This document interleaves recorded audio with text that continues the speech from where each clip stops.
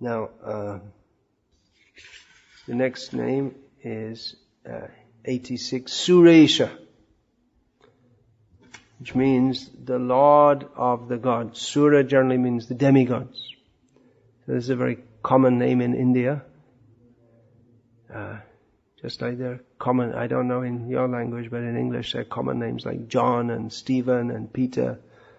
So in India there are common names like Suresh, Mahesh, Rajesh. So Suresh is a very common name. It means the Lord of the lords, the God of the gods. This name is generally associated with Indra in common parlance and understanding. And even in the Bhagavatam, Suresah, this word comes up several times, which means the Lord of the demigods, the King of the demigods. Surendra is a synonym of Suresah. Or it can mean the leading demigods, who are leaders of the others. But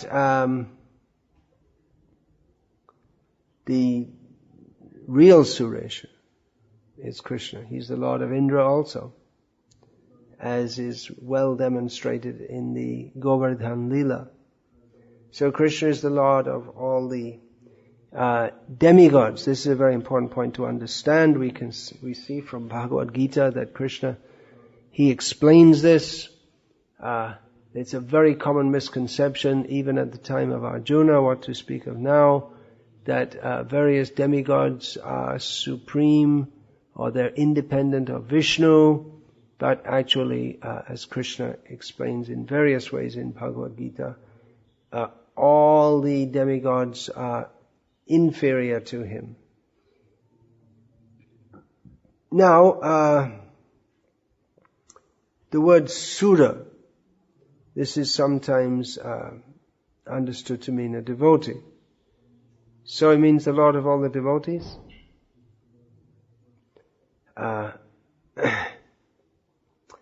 Another meaning of Sura is Shushtu Rati Dadati Iti Suraha. One who very well gives benedictions is called a Sura. So that's a name for the demigods who are approached by people in this world to attain benedictions. Kangshantar Kama Kamanang Siddhim Yajanta Iha Devataha. As Krishna says in Bhagavad Gita, people who desire material boons, they approach demigods. And in fact, the demigods do give different boons, as stated in various shastras. In Bhagavatam, 2nd canto, there are a list of various boons which may be obtained by worshipping different demigods. But Suresha, the Lord of those who give boons, suggests that the boon that Krishna gives is much better than that given by any demigod, for which he is also known as Varadaraja. Vara means a boona, Varada means a giver, and Varadaraja means the king of those who give boons. So there is a very famous deity of Vishnu, Varadaraja, at Kanchi in what is now called Tamil Nadu. And written on his hand, he's giving in the pose of giving benediction, is Ma Shuchaha. Famous words from Bhagavad Gita. Do not despair, do not worry, do not lament. So this is the best boon, Abhaidana, giving fearlessness. Krishna gives fearlessness. Now, how so, why so, and the benefits of that will be discussed in the next name, Sharana. So he's the king of all he's the best of all those who give benedictions, because demigods can give benedictions, just like you can get a good wife, that's stated in Bhagavatam. one can get rulership over the world, one can be promoted to the heavenly planets.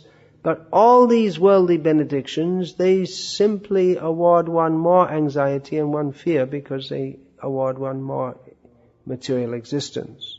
And the demigods themselves are also fearful inasmuch as they're not fully surrendered to Krishna. So, Krishna is the best of the givers of benediction.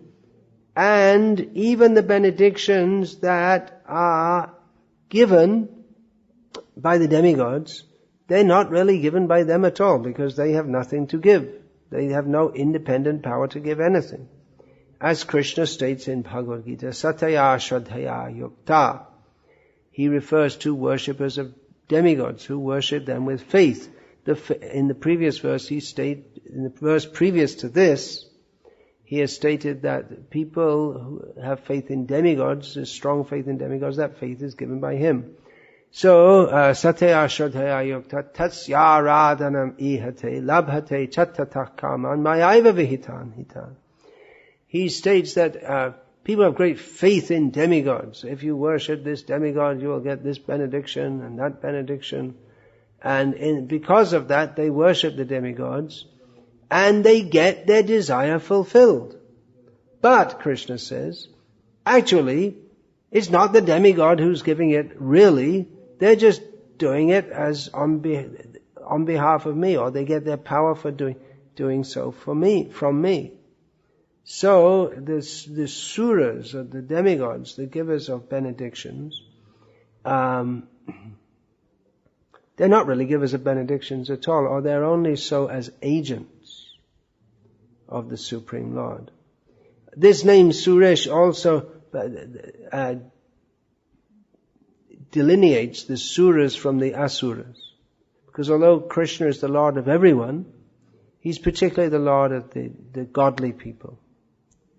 So even though we may say that the demigods, they may be materially motivated devotees that sakama bhaktas, they have material desires, but they are devotees, and they are awarded responsible positions in the management of the universe, and they are protected by Vishnu. He's their Lord and Master. Means one who's the Lord and Master doesn't just control others and tell them what to do, but he has responsibility to protect them. So Krishna takes that responsibility also.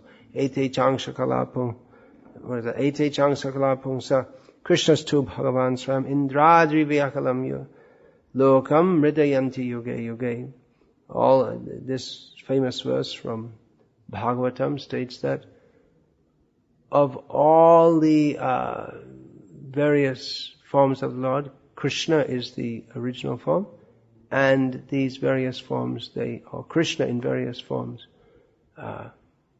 appears in every age to protect Indra and company from the disturbance of various demons. So, Sura can also mean a wise, learned person, a teacher. So in that sense, Krishna, he is the Lord of all the learned people. So learning in Vedic culture that is generally associated with godliness. There's an idea of that in other cultures also. There's a general idea that persons who are more educated are more cultured. It's generally expected like that, although we see the students university students in the modern age, they may be more sophisticated than others, but they drink, they smoke, they take drugs, they have illicit sex, and it's not really cultured. But Vedic knowledge is associated with saintliness because one has to learn it from a guru, and the guru doesn't accept a lout or a brat as his disciple. The first training is character training, without which learning is considered useless. So the best of the givers of benediction is Narayana. He can say, do not fear. as long as one is aspiring for material benedictions, there must be fear. But when one approaches him, Sarvadhaman parityaja mamekam sharanam rajahang tva sarvapapebhyo mokshayishami mashucha, and gives up all other aspirations than to fully take shelter of him, then one is relieved from material existence, which is the cause of all anxiety, and therefore he says, Mashucha, don't be in anxiety. I will relieve you from all anxiety. So, this also indicates that he bestows benedictions on those who bestow benedictions. The demigods, they are approached by others for benedictions, but they themselves have to receive benediction from Vishnu.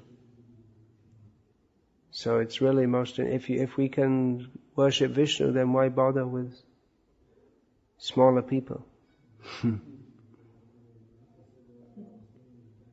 So, the next name 87.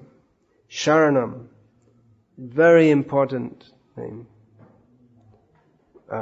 It's one of the names that define our relationship with Vishnu. There are various names, just like Prabhu, he's the master, which means we are the servant, or Ishvara, he's the controller, we are the controlled. But Sharanam means the shelter or the refuge, and as that fits with the previous word, Suresah, the best of the givers of benediction, because he says, Mame kam Sharanam Raja. You take his ultimate instruction in Bhagavad Gita is to take shelter of him, by which all auspiciousness is there for the jiva. And as long as he doesn't take shelter of Krishna, there's no question of actual auspiciousness. So in this material world, as long as and as much as we are not taking shelter of Krishna, then we remain in anxiety. That is our constitutional position. Bhavantamevanu charam nirantara prashanta nishesha manoratantara kadaham aikantika nitya kinkara prahashirishami saeva. What is it? Praharshiyashami sanata jivita. So, the sense of having a master. When by becoming your follower, by becoming your servant, Bhavantamevanucharan, your eternal servant, prashanta nishi, then one will achieve complete peace, relief from material distress, prashanta nishi, the mind will stop doing somersaults all over the place. Kadaham, when will I? Kadaham ekantika nit, I will be your single-pointed, eternal, personal servant. And then I will simply be very, very happy, praharshi, living knowing that I have a master. So the whole attempt in this material existence is to live without a master, to attempt to nominate oneself as the actual master and in this way dominate everyone else. But we are beset with powers much greater than us, therefore we're always in anxiety, but our constitutional position is simply to accept that Krishna is our master, and benign master, not one that's going to exploit us, mistreat us. Of course, the devotee's outlook is that even if Krishna does mistreat me, still I will not go away from him. But actually, he is one who is worth taking shelter of, because he's quite capable to maintain us, and he does so very nicely. He looks after his devotees very nicely. He's Suresah, he's the master of the devotees, so he looks after them very nicely. This term Sharanyam, or one who should be taken shelter of, comes in a verse of Bhagavatam, Devarshya Bhutapta Nrinam Pitrinam Nakinkaro Nayam rinicha rajan sarvatmana yah sharanam sharanyam gato mukundam parihritya kartum. That in this material world, everyone is indebted to others, to demigods and respectable people, to greatly learned people who give us instruction, to other living beings, particularly to relatives, human beings and other living beings also. In the modern age we don't see it much, but in traditional society people had horses, and I was just in Bulgaria and still it's common. Horse and cart is used. So people, it's natural for people to live with animals, horses, cows, dogs, cats, or not exactly people to live among animals. And some people keep pigs and chickens and also, but sheep, all this. So also by being the master, then we also have a responsibility to them, which in the modern age, or actually due to Christian so-called philosophy, people think that the animals are just for us to totally exploit. But the Vedic concept is that every living being, if we are to naturally humans, they take a superior position in relation to the cows and dogs and cats who look to them for maintenance. And humans should maintain them and not mistreat them and kill them due to some misunderstanding that they don't have souls. So we have responsibility, and to some extent we take shelter of them, just as they take definitely we take shelter of superior beings like demigods. So we're relying on them to give sufficient sunshine, sufficient rain, everything in balance. We're dependent upon superiors such as father and mother and teacher and learned persons who give us knowledge of how to live in this world. But even animals, if we want to eat, then we're required to plow the land. The bull is there. The cow gives milk.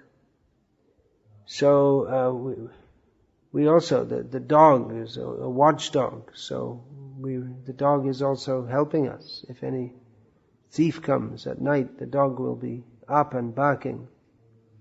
So to some extent we take shelter of all these living beings, and we have to reciprocate with them. We have debts to them. But if we take shelter of Krishna, we have no more debts to anyone.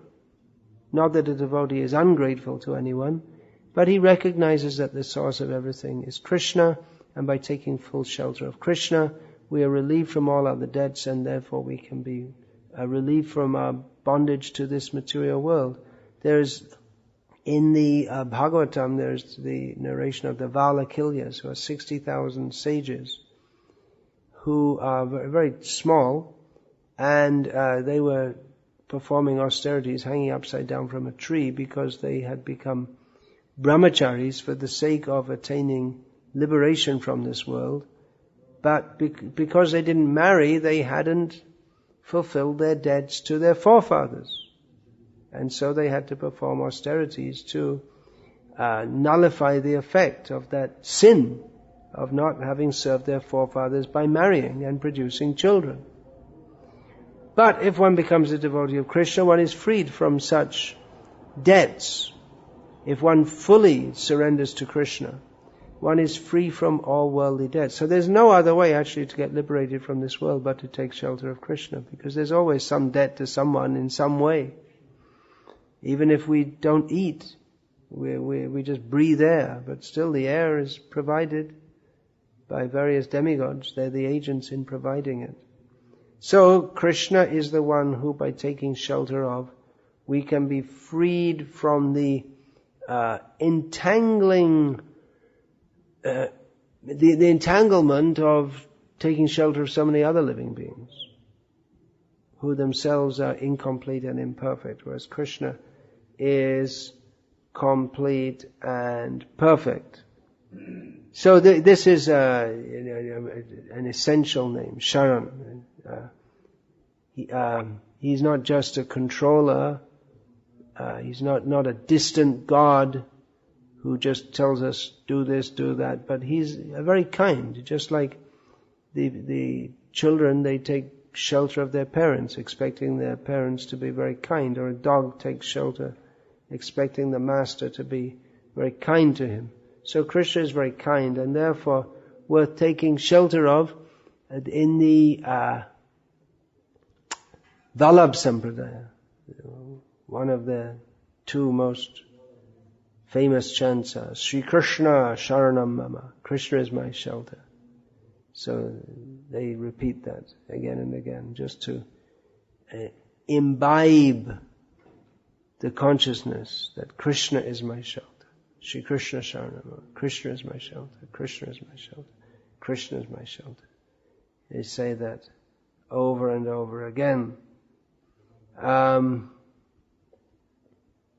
What else? What other points have I got here? Yeah, Mamekam Sharanam Vraja. That's the only way to get free from. Otherwise, if we're trying to take shelter in this material world, there is no shelter. We identify with this body and we think that we'll take shelter of others and maintain the body, but ultimately the body is destroyed. So it's a very cruel situation in this material world. Only when we come to the spiritual platform, beyond that of having a material body, can we escape from that situation. And we can do so by surrendering to Krishna. Devi esha gunamayi mama maya duratyaya mameva ye prapadyante maya metam tarantite. Krishna says, those who take shelter of me, they can cross beyond this maya of mine, which is otherwise impossible to overcome. So, prapadyante, prapatti, that's very similar to sharanapati or sharanagati, the taking shelter. Otherwise, if we don't take shelter of Krishna, that one person we have to take shelter of, then we try to take shelter of so many others, but even all combined together, everyone else, they're incapable to give us proper shelter, because death is always there. Suffering is always there in so many ways. So, particularly Krishna gives shelter to those who are in misery. He extends himself to those who take shelter of him in suffering. He's the final goal and destination. In another sense, he's the shelter also, inasmuch as when all the worlds are destroyed, between the time of the universal destruction, when all the universe, everything, the whole of matter just becomes dissolved, and the jivas, between the time of the destruction and then again creation, all the jivas enter within Vishnu. So in that sense they're sheltered in him also. And actually all the jivas and everything in existence is sheltered in him. But it's just a matter of recognizing that. We can't be outside the shelter of Vishnu in the sense that he encompasses, everything is within him. But our failure to recognize that leaves us in a state of unshelteredness. So it's just really a matter of just recognizing that we are within Vishnu. We are sheltered by Vishnu. So to give up our pantomime of pretending to be something different than the servant of Krishna and just surrender to him, and then everything becomes very nice. So he is the proper shelter. Others may be called shelter. People approach different demigods and consider them to be their shelter. the wife approaches the husband thinking he will be the shelter. But the balasyaneha sharanam pitaro nrsimha. Prahlad says that the child thinks that his parents can shelter him, but actually he cannot. Nartasya chagadamudanvati madhyato. No. A distressed person, someone who's, there's no shelter in this material world. We can bring medicine for a sick person, but that may or may not help. Someone who's drowning in the ocean may bring a boat, but there's no guarantee he'll survive. Taptasya chat pratividhir yahasandaseshtas. Whatever we think of as a shelter in this world, there is no shelter, there is no antidote to the problem of material existence except Vishnu, as Prahlad Maharaj says. Tavan, what is it? No, last line I'm forgetting also. So, he is the proper shelter, but this is to be remembered always. Krishna is our shelter. There's no shelter outside of Krishna. We sometimes see that persons who are on the path of Krishna consciousness, or brahmacharis in Krishna consciousness, they leave to take shelter of a wife.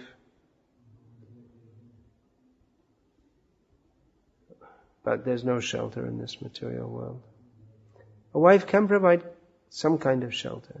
Not that there's no shelter, but the ultimate shelter is Krishna.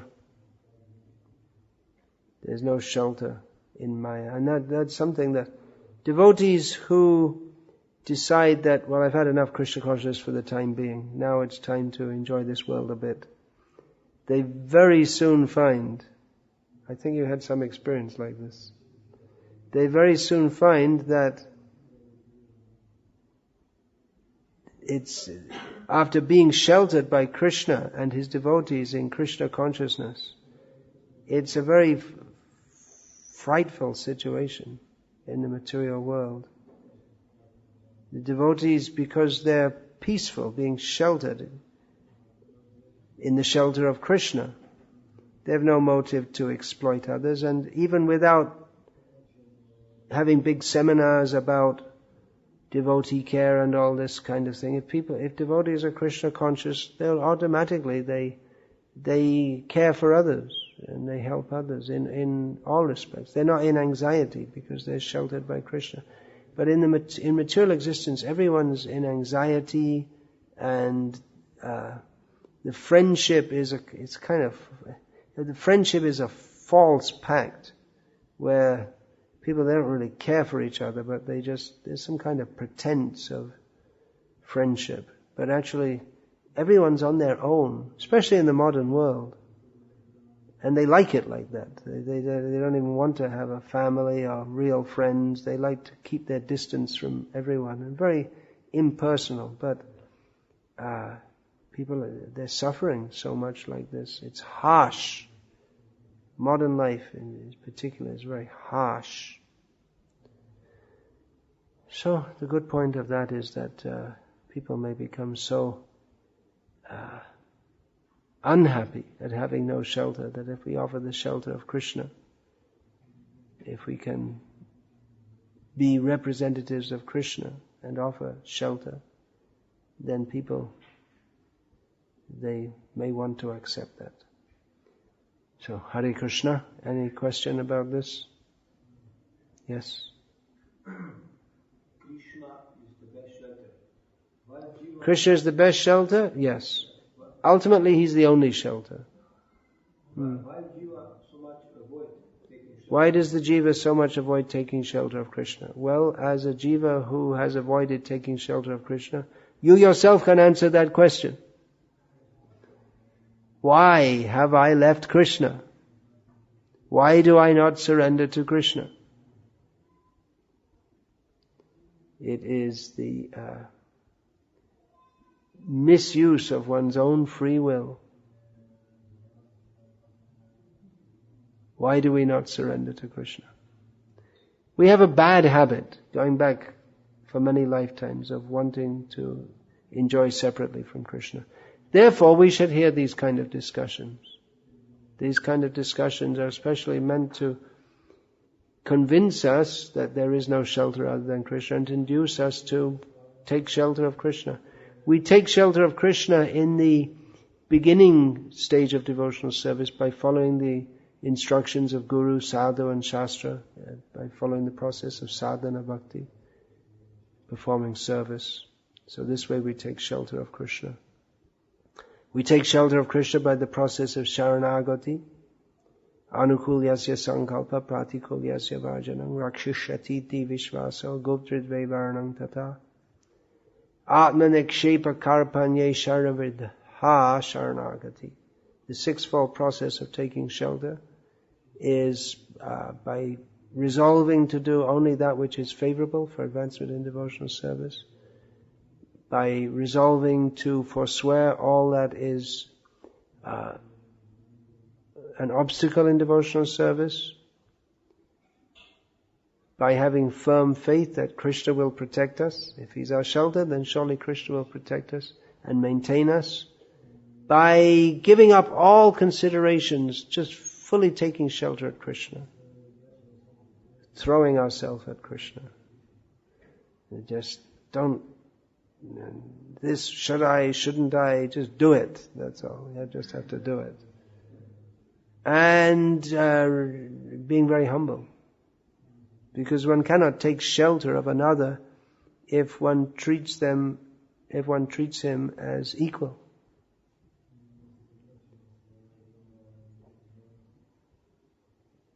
Anything else? Yeah, please. You said that you cannot attain spiritual world only by full surrender, right? We can or we cannot? Cannot. Unless we... Yeah, we cannot enter the spiritual world unless we fully surrender to Krishna. What is the role then of Varnashram? What is the role of Varnashram in fully surrendering to Krishna? Nothing.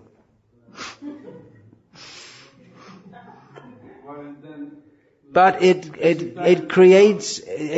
Varnashram creates a situation in which society can be somewhat peaceful and organized in a way that is more favorable for executing Krishna consciousness, but intrinsically has nothing to do with Krishna consciousness. Krishna consciousness is transcendental to any material considerations. Nevertheless, that is a system given by Krishna himself to create a situation in which, if properly guided, that will help people to be somewhat more peaceful in their minds so they can take up and well practice Krishna consciousness. Then why so much emphasis on it? Because the whole society in the modern world is completely insane, just in case you hadn't noticed. And it requires some proper guidance, because I was saying that people are suffering so much we can lead them to take shelter of Krishna. But increasingly we see that people are just so messed up that you can't even talk to them practically. I mean, it's very common, you meet people who are they're so far gone on drugs, and they're so distressed, or they're so egoistic that they can't even begin to think of Krishna consciousness or take to Krishna consciousness. So Varnashram is meant to regulate society so that people can lead a somewhat sane life. Otherwise, if people are just like ghosts, then what can... Of course, in Slovenia, people are very civilized comparatively compared to other places. That's also true. But that's also an obstacle, because it makes them somewhat complacent and proud. They don't need Krishna consciousness. But the complacency and pride will fade away when the oil-based economy breaks down, which it can do not just because of the oil, but in so many ways. We can't expect, as Srila Prabhupada and many others have predicted societal breakdown. It can't go on, especially a cow slaughtering society just can't go on forever. And then we should have our varnashram farms so that that model is there, that others can replicate that. But the varnashram farm, no doubt Srila Prabhupada put so much stress on it. That is a major mission of our society, which we have up to now largely not put much effort into. So that's something we should do. But we should understand that simply farming the land, that is not our mission. The mission is to have Krishna conscious farms. Otherwise, what's the use? There's no point in it. So therefore varnashram is not in and of itself anything to do with surrender. But if by following the varnashram system one worships Vishnu, that is also very good. And in the beginning consideration, that is there that when Chaitanya Mahaprabhu asked Rai Ramananda about the process of achieving the goal of life, the first proposition was Varnashramacharavatar Purushena Parapuman Vishnura Radyate Pantananya Tattosha Karanam. The statement is there from Shastra that by following Varnashram duties and worshipping the Supreme Lord Vishnu, this is the only way to satisfy Vishnu. Chaitanya Mahaprabhu rejected that proposal as being external because it presupposes that some material adjustment is required or some material situation is required for bhakti. But the very fact that Ramananda quoted it from Shastra means that it's not totally without meaning. But in Chaitanya Mahaprabhu's elevated system of spiritual consciousness, it has no intrinsic role. It has, you could say, a secondary role, or a tangential role is maybe a better, more precise term. Yes, please. Mm-hmm. In a lecture you also mentioned that this material world is like a dream, and Prabhupada also mentioned that when we go to sleep we have night dream, and when we close our eyes we have day dream. Can you please explain a little bit, because when you dream and for example one line attacks you and you wake up and you can see, well, it's over, it was just a dream. Yeah. In a daydream it's a little bit more serious. Yes, sometimes the analogy is given in this world is like a dream, and Srila Prabhupada gave that analogy. Just like at night we dream, and it seems very real. For instance, Srila Prabhupada often used the example of a tiger, I guess you could say a lion also, or a boar or a snake or any such thing for that matter, attacks you, and you feel the dread as if a real tiger is there. But then when you wake up and you feel there was nothing there. So it's just some imagination. So that's called a dream. And after we wake up, we don't take it very seriously because we realize that it has no factual existence. So this whole existence in the material world is like that also. It's just because it goes on for a longer each lifetime goes on for a longer period, therefore we take it to be reality. But actually, if we have a lifetime of 70 years, 70 years, it's also just a blip in time. So we take it to be real. We have so many, I have a new factory I have to open. I've invested so much money. Can I get it back? And I have to get my children married and so many concerns and considerations. But then you die and that's all gone. And then you're in another body and you're a little puppy and you're thinking, now I have to go and suck the milk from my mother. So that what we consider to be reality is just gone and it doesn't exist anymore. So in that sense, material existence is like a dream. But in another sense, this material world is not wholly unreal. as certain philosophers claim. And even a dream is not wholly unreal.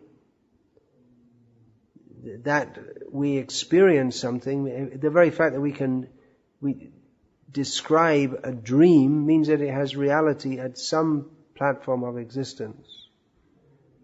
That the experience, there is an experience which we call a dream.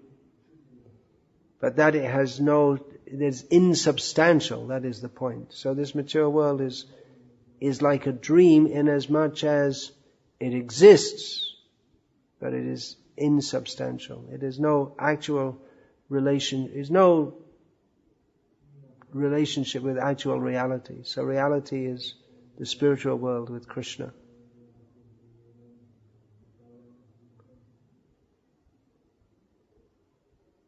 Okay. Anything else? Any other questions? Yes, please. Many questions. Yeah. There are two Vishnus, one with beautiful wife and the other without wife. Are there two Vishnus? One with a beautiful wife and one with no wife? Well, there's one Vishnu and there are many Vishnus. Both things are true. Not only two, but many. Can't understand that? Well, don't worry. Many great rishis, they also can't understand it. We exult in the fact that we can't understand it. That's also one of the names coming up soon. Everything is possible for him. So, he has one wife, he has many wives, he has no wives. He is his own wives because they are only expansions of him. So all these things are true. Not understandable materially. Yes, please. We are trying to spiritually take care of our devotees in the community in the form of so-called mentorship, like giving to devotees spiritual friendship and guidance towards Krishna. Is there something you would recommend us on this part? We are trying to give guidance or shelter to the devotees in form of so-called mentorship, in which we give friendship and so forth. Well, we can give shelter to others in as much as we take shelter of Krishna. One cannot do by any material formula. One can do by material formulae, but ultimately they don't work. So, as much as we are sheltered by Hari, Guru and Vaishnava, that much we become competent to shelter others. And there may be details of that also in techniques and this and that. But the core principle is that those who are sheltered, they can give shelter. Because ultimately no jiva can give shelter to another. But he can do so as much as he takes shelter of Krishna. Yeah, then you wanted to say something else? Yes, regarding the character, student and the teacher, the first thing of the teacher teaches to the student's character. The teacher, his first concern is to inculcate good character.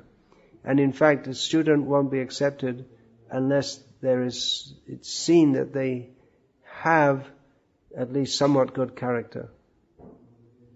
It's not exactly taught, to some extent it may be taught by precept, but more so by practice. There's practice and precept.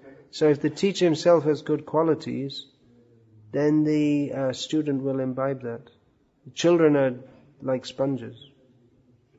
Unless they're, as in the modern age, they're raised on internet. But children are quite simple and trusting. That's generally their nature.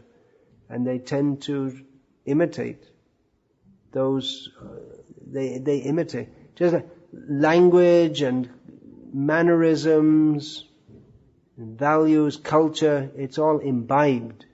It's not so much taught as imbibed from others around us. So behavior and character also. And then it is said that devotees automatically develop the good qualities of the demigods, the sloka. The question is, should we count only that this will develop automatically, or should we separate endeavor to inculcate good qualities in others? Well, Srila Prabhupada, we know that in the Nectar of Devotion, I believe he wrote that there's no need to make any separate endeavor just by becoming a devotee. One will imbibe all good qualities, but part of becoming a devotee is being trained and learning the Shastra, hearing the Shastra, which tells us of the good qualities of great devotees and of Krishna. And so we also desire to emulate those qualities. So we can understand from this that yes, we can discuss qualities like humility, compassion, cleanliness, austerity, and so on, but within the context of devotional service, not that we try to do so independently of devotional service. That's why when the waves of Kavi mania were blowing throughout ISKCON, we used to hear Kavi this, Kavi says this, Kavi says that. I wasn't very happy with that, and some devotees, including several very respected devotees, said, well, it's just like a template. You can use it, you see. You can use it in Krishna consciousness. There's a lot of very good ideas which you can use in Krishna consciousness. But I wasn't very happy with that because we have our training manuals in Shastra, and we have our role models to follow. So if we take from non-devotees, we're going to imbibe some of their values also, even though he may have very good ideas in some ways, but those good ideas, none of those good ideas are not in Shastra. In fact, I picked up one of his books once. It was in the temple president's office in one temple I was visiting, and I just flipped open. It wasn't the 7 Habits. I just flipped it open, and on one page he gave a list of the good qualities that his idea of an ideal person should have. And one of them is that he does not accept anyone as his guide. I mean, that's completely antithetical to Krishna consciousness, in which it's required to have a guru and gurus. And it's also ridiculous because he himself is guiding others by writing books and giving seminars and getting lots of money for doing so. So I thought, this guy's bogus. And devotees were saying, you see, he said he puts among the list of books he recommends, he said you should read uplifting literature, and he gives as an example Bhagavad Gita. But that's only one, that means he puts Bhagavad Gita on the level of the other books which he considers uplifting. In other words, he's not on the spiritual platform. So I'm just using that as an example, how the process of devotional service is perfect and complete. There are other arguments given that, you see, if you want to learn to use a computer, you can go to a computer manual, but it's completely different, because what Kavi was and is teaching is, it's concerned with personality, consciousness, the mind, and this is the subject matter of Krishna consciousness. So I'm not saying he doesn't have some good ideas, but I'm saying it's better not to get those ideas from him. We can better to hear from the acharyas and from Shastra. That all comes within the scope of devotional service. Otherwise, the tendency is to get diverted and confused, and we become so reverent towards him that we start to think that, well, even we can't distinguish between the things he says that are right and that are not right. And as there's no emphasis on Krishna consciousness as the goal of life in his teachings, then we think that these qualities are qualities independent of Krishna consciousness, and that to develop these qualities is the real goal of life, not Krishna consciousness. It's better to be seriously endeavoring in Krishna consciousness and to be roughly behaved, maybe due to some previous habits, than to be very sophisticated and well behaved and not Krishna conscious. Far better. Even to be slightly Krishna conscious and to have many bad habits is unlimitedly better than being very good in the worldly sense and having no interest in Krishna consciousness. Even not being directly opposed to Krishna consciousness, but having no interest in it.